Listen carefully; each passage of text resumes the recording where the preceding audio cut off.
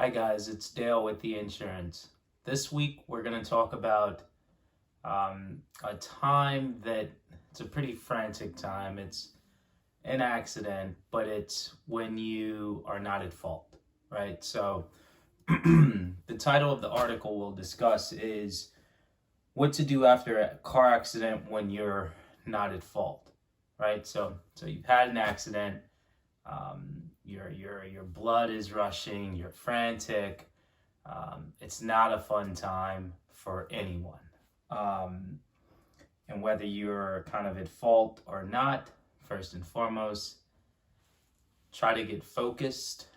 Do not divulge anything as it relates to if you think you're at fault or not, right? Like, I've seen situations where a person has gotten into an accident. They openly start saying, hey, I'm sorry. Basically admitting guilt. And come to find out, once the insurance carriers kind of reviewed the situation, they weren't at fault. Not saying that everyone doesn't know the driving laws, but there are gray areas, especially as they relate to right-of-ways, leaving an alley, things like that, where in your mind you may think you're at fault, but in actuality you may have had the right-of-way and you're not at fault. So just keep your mouth shut and start the following procedures, right? So first and foremost, get a kind of third-party arbiter involved, i.e. the police, right? They'll take notes. They'll be kind of hands off all business, but take a real account as quickly as possible, as close to the accident as possible, for the insurance companies to review. So that's the first thing. The second thing is, and this is a nuanced idea here, so find out if you need to divulge this to your insurance company, right? So let's say you're not at fault, right? And the reason I say this is because we don't want your insurance rates to go up, especially when you're not at fault. So let's say you're not at fault. If your insurance company needs you to report it, says it's their policy, then sure, you'll report it. Your insurance company most likely won't increase your rates, given you're not at fault. However, if you do change insurance carriers, it's not guaranteed, because this is officially on your record.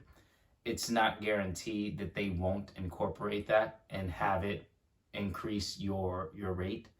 So that's why it's best to find out if you need to. If you don't, leave it off your record. That way we can make sure it has no impact on your future rates. The third part is, know you have a choice in terms of the parts that are going into your vehicle, right? To make your vehicle back to new or pre-collision vehicle status, so to speak. So you've got OEM parts that could be replaced, right? So those are from the original equipment manufacturer. Those parts were made for your vehicle specifically. You've got aftermarket parts that are, for lack of a better word, kind of knockoff parts, cheaper versions of OEM parts, right? And then you have refurbished parts, right? And those parts are taken from salvage vehicles. They do work. They've been tested, and they are used because it provides a cheaper option, right? So OEM parts are brand new, so those are the most expensive. However, they don't typically come with a lifetime warranty, so there's a limited warranty on those. But as you could imagine, to entice people to buy the aftermarket and refurbished parts, those typically do come with lifetime warranties, right? So obviously there is no right answer, but it kind of depends on your situation, right? The value of your car, your finances, will you be able to purchase another part? if your warranty runs out, etc., right? So that's basically the gist of what you should do should you get into an accident and you're not at fault.